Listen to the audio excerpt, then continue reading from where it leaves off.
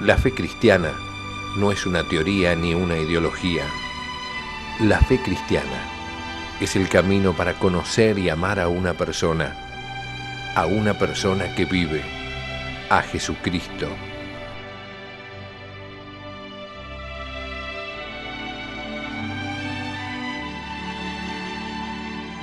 La fe cristiana, un curso del Instituto de Formación Teológica por Internet que quiere ayudarte a crecer en el amor a Jesús, nuestro Señor.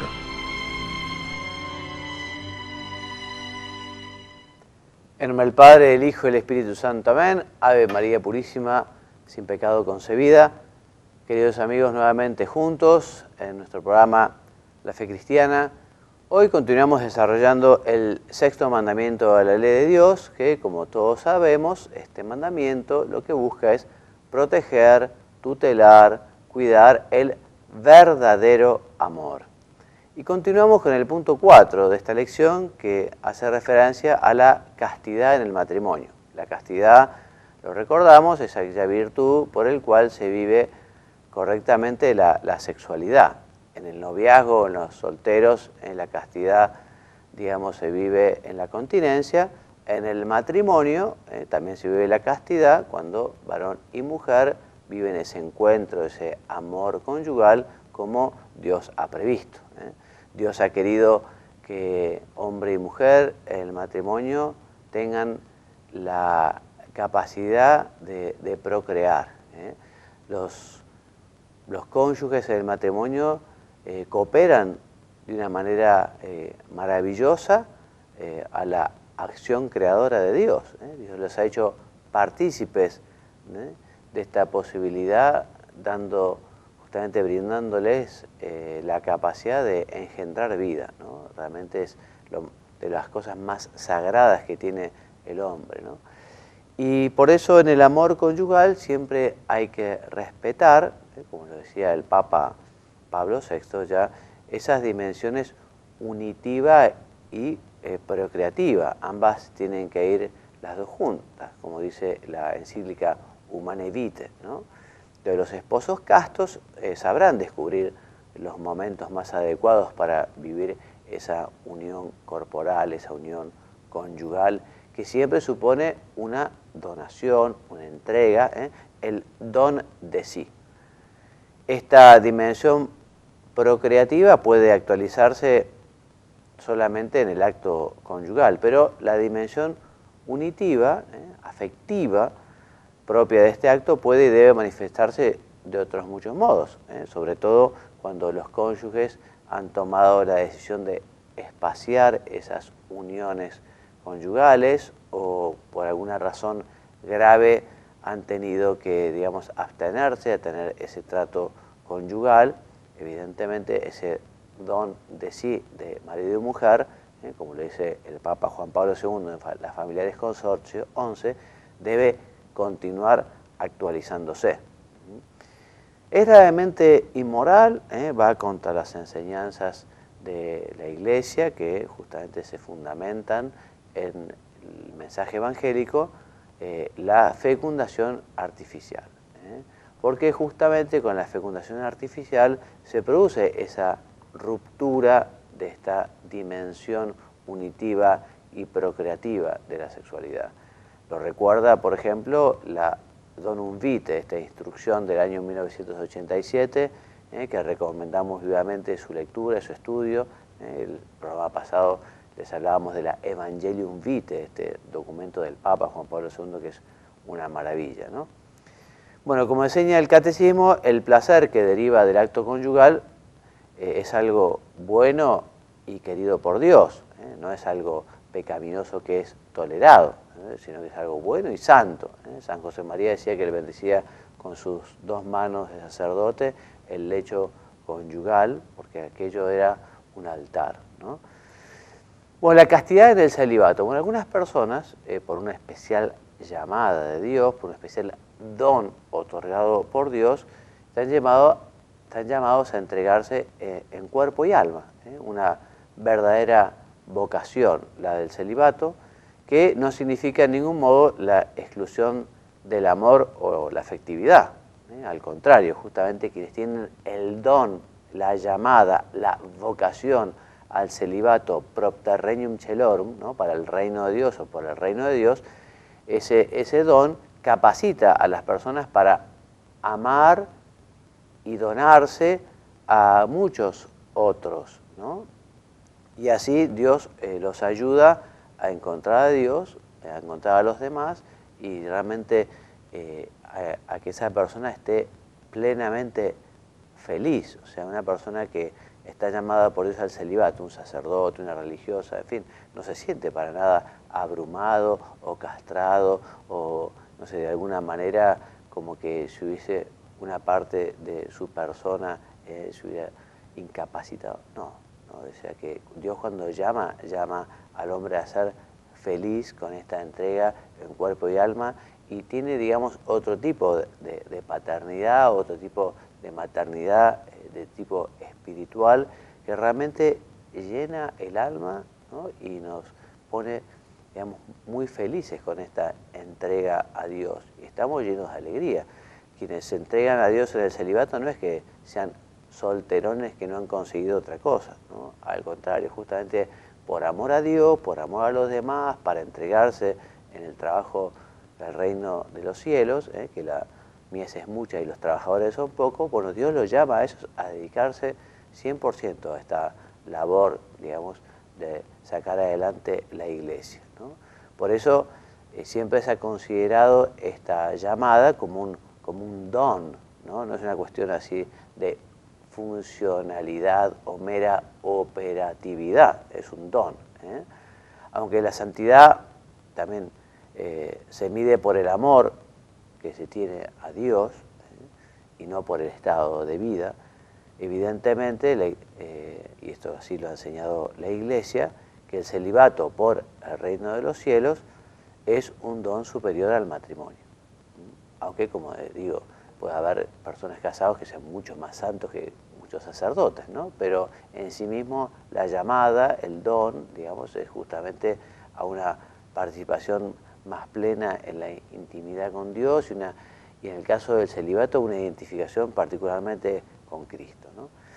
No se trata aquí del celibato sacerdotal ni de la virginidad o el celibato consagrado, o sea, no vamos a tratar aquí específicamente esta cuestión que daría para mucho hablar. Sencillamente estamos hablando del sexto mandamiento y estamos hablando de que algunas personas Dios las ha llamado para vivir ese celibato, esa entrega de cuerpo y alma para entregarse a la labor apostólica.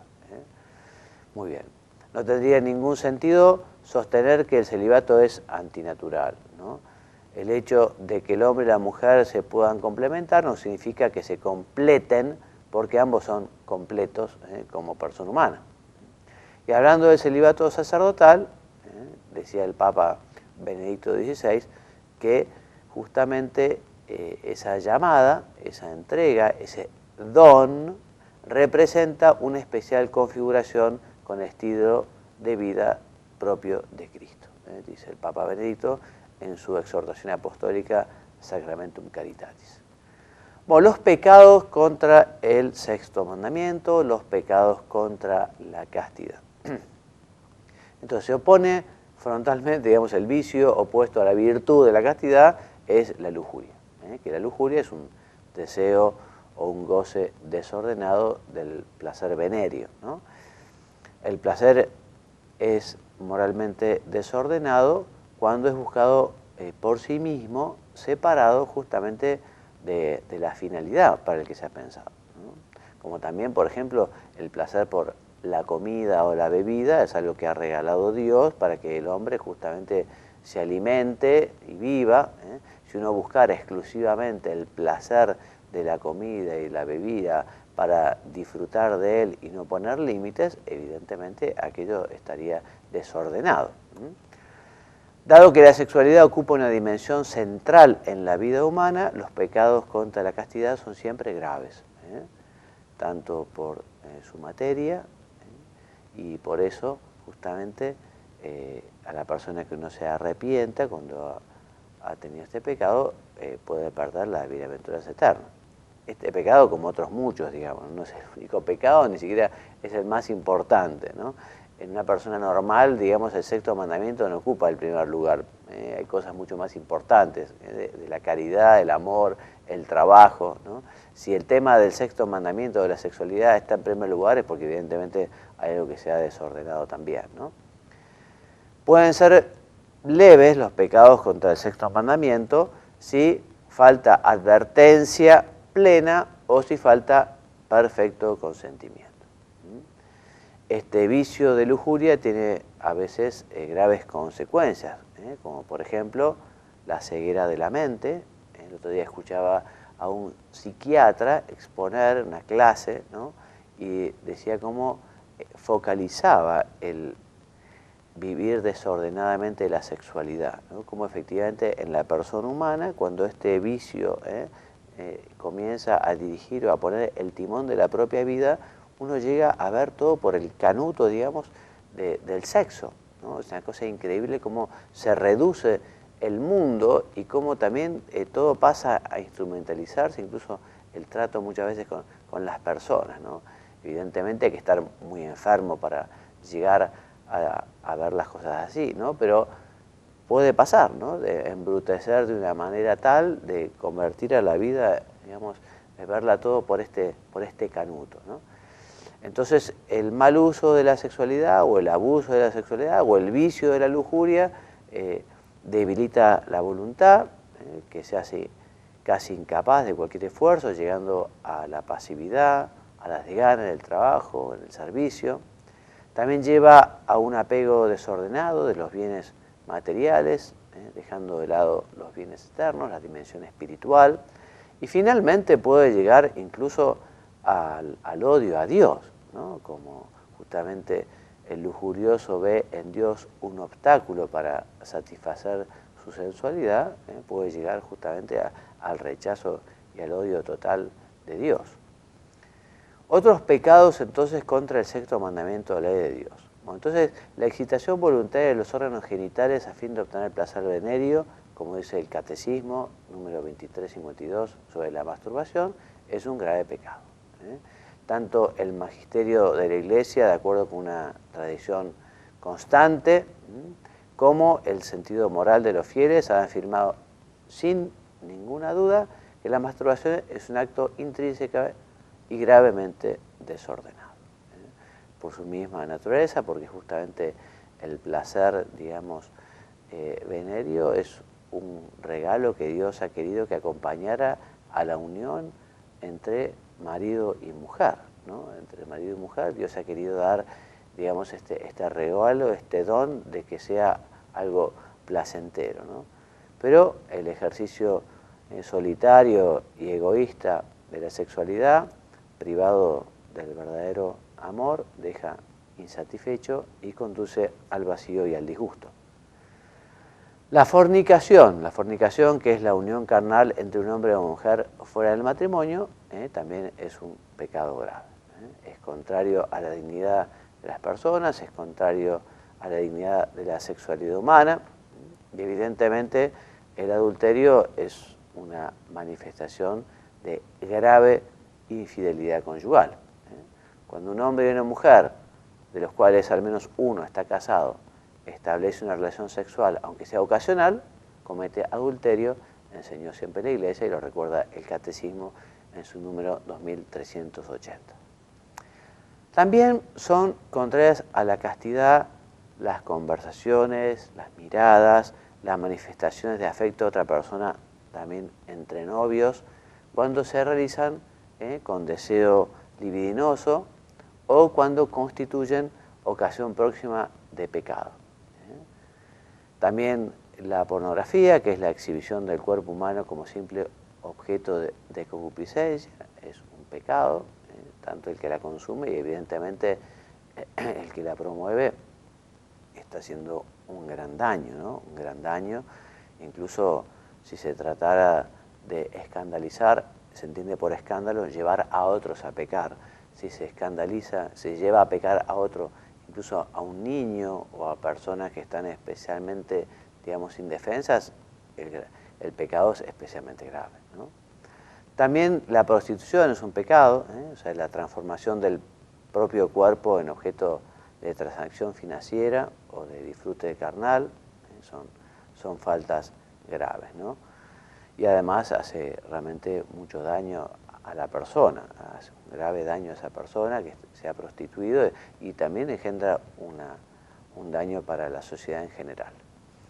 La violación es forzar o agredir con violencia la intimidad sexual de una persona, atenta evidentemente a la justicia y a la caridad. La violación lesiona profundamente el derecho de cada uno respecto a la libertad y a la integridad física y moral, y produce también un grave daño que puede marcar a la víctima para toda la vida. Siempre es un acto intrínsecamente malo, y más grave es todavía si justamente son los padres o los educadores o personas que están ligadas de un modo muy cercano a los niños, ¿no? O a las personas a ellos confiados. También los actos homosexuales son intrínsecamente desordenados, como se ha declarado siempre. Sobre la persona homosexual, digamos, está llamada a vivir la castidad, y el ser homosexual, eso no es ningún pecado. Lo que es pecado es el ejercicio o los actos homosexuales, ¿no? Entonces el hombre que tiene la tendencia hacia personas del mismo sexo tendrá que especialmente luchar por vivir la castidad, ¿no? Y están llamados también a ser santos, como todos. También es pecado la unión libre o cohabitación sin intención de matrimonio, la llamada unión a prueba, cuando existe intención de casarse, también es inmoral, porque efectivamente, digamos, las relaciones entre varón y mujer, las relaciones sexuales, tienen que comenzar cuando ya existe un compromiso personal, de entrega, de donación, en matrimonio, de marido y mujer. También las relaciones prematrimoniales son contrarias todos a la moral, porque, y esto es, digamos, como la clave, lo resume muy bien el catecismo, dice, el acto sexual debe tener lugar exclusivamente en el matrimonio. Fuera de este constituye siempre un pecado grave y excluye de la comunión sacramental. Los novios están llamados a vivir la castidad en la continencia y reservarán para el tiempo del matrimonio las manifestaciones de ternura específicas del amor conyugal. Deben ayudarse mutuamente a crecer en la castidad. Y pienso que es uno de los grandes desafíos que tiene la Iglesia en la actualidad, es la preparación de los novios para el matrimonio. Una preparación remota, que evidentemente tiene a cargo la familia cristiana, los padres, y también una preparación próxima. Qué importante es que quienes se ponen de novio se den cuenta que ese es un periodo para crecer, ¿no? Humanamente, espiritualmente, que el noviazgo es un tiempo de conocimiento mutuo, ¿no? Y justamente las relaciones sexuales lo que hacen es obnubilar, poner como un velo en la otra persona. Yo recuerdo estar confesando alguna vez en la Catedral de Córdoba hace muchos años, y una persona me decía, ¿no?, que con su novio, digamos, le pasaban dos cosas. O estaban juntos teniendo relaciones sexuales o peleaban, digamos, ¿no? Entonces, con esa afirmación, digamos, me quedó muy claro, digamos, esta idea que yo siempre escuché y que se lo he escuchado a muchos, ¿no? Que, digamos, para poder conocer a la otra persona es muy necesario también saber sacrificar también esto, que es algo santo y bueno, pero cuando es el compromiso, cuando es para más adelante. Si el matrimonio no está fundado, digamos, en algo tan firme como es también la renuncia, después puede ser muy difícil, ¿no? O sea, dos novios que no han renunciado a nada, dos novios que han sido egoístas, porque a veces muchos dicen que las relaciones entre novios son una entrega, una donación, y a veces no es verdad, a veces son egoísmos complementarios, que cada uno busca, digamos, su propio placer, más que una entrega. Además, una entrega que habitualmente no será total, porque la entrega conyugal, marido y mujer, tiene que estar siempre abierto a la vida, aunque no todas las relaciones entre marido y mujer lleven al nacimiento de un hijo, ¿no? Porque la mujer es fecunda pocos días, digamos, durante el mes, ¿no? Pero sí, entre marido y mujer tiene que existir esa apertura a la vida, siempre. En cambio, eso en los novios, evidentemente, no va a existir, porque, en fin, estando de novios, justamente, seguramente el motivo por el que no se casa es porque todavía no están maduros, no están maduros, no han pasado el tiempo suficiente, o, digamos, o no se pueden casar porque no se pueden comprometer a vivir juntos porque están estudiando, porque son jóvenes o por el motivo que sea, ¿no? Entonces ya digo, es para nosotros en la iglesia un desafío muy importante el preparar a los que se van a casar, ¿no? Preparar.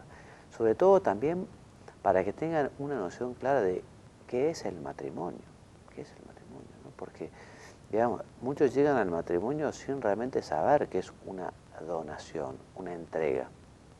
Otro día escuchaba un video también de un psiquiatra español que hablando del matrimonio ponía el siguiente ejemplo que a mí me gustó. Dice, cuando uno va al registro automotor porque vende un auto, uno firma un papel y ese auto, digamos, deja de pertenecer a uno para pertenecer a la persona que le vende el vehículo, ¿no? El automotor. Uno hace aquí en Argentina el 08, hace todo el trámite, va al registro, ¿no? Y allí hay... Bueno, él decía que el matrimonio es eso también. Uno ya se ha entregado, se ha dado, ya no se pertenece. Es verdad que también la otra persona se ha entregado a uno, o sea, es una entrega mutua. Pero ya el hombre pertenece a la mujer y la mujer pertenece al hombre, ¿no? Y esto que es tan así, los novios a veces no lo ven, no lo perciben, no se dan cuenta de que la entrega es para siempre. Cuando yo lo decía hace poco en la universidad, a mis alumnos de segundo año de comunicación, me decía, bueno, pero entonces mejor es no casarse. Bueno, fue lo mismo que le dijeron a Jesucristo, ¿no? Cuando Jesucristo habló de esto, ¿no? de que el vínculo es para siempre, le dijeron, entonces es mejor no casarse, ¿no? Pero evidentemente la persona que no es capaz de donarse es incapaz de ser feliz, ¿no? Porque la felicidad pasa por la donación y en el caso del matrimonio pasa por la mutua donación de marido y mujer. Bueno, hasta aquí el tema de hoy. Quizá una última cuestión. El último puntito dice que Cristo condena incluso el deseo del adulterio. Recordemos, ya vamos a hablar del 9º mandamiento, pero recordemos que la nuestra es una moral de intenciones, o sea que si uno efectivamente con el pensamiento tiene pésimos deseos que quiere realizar, ya está pecando, ¿no? Lo dice Jesucristo en Mateo capítulo 5, versículos 27 y 28. Por lo tanto, en fin, lo que hay que pedirle al Señor justamente es la pureza de corazón, que es tan necesario. Bueno, bibliografía básica de esta lección, el Catecismo de la Iglesia Católica, número 2331 y siguientes, Benedicto XVI, Deus Caritas Est, y Juan Pablo II, Familiares Consortio. Como lecturas complementarias, de San José María, la homilía Porque verán a Dios, de la Congregación para la Doctrina de la Fe, la Declaración Persona Humana, del año 1975, de la Congregación para la Educación Católica, las Orientaciones Educativas sobre el Amor Humano, un documento del año 1983, del Pontificio Consejo para la Familia, recomendamos Sexualidad Humana, Verdad y Significado, un documento del año 95, y del Pontificio Consejo para la Familia, el Lexicon de términos ambiguos y discutidos sobre familia, vida y cuestiones éticas, año 2003. De especial interés para los padres y educadores, La Voz, Educación Sexual, de Aquilino Polaino Lorente, ¿no?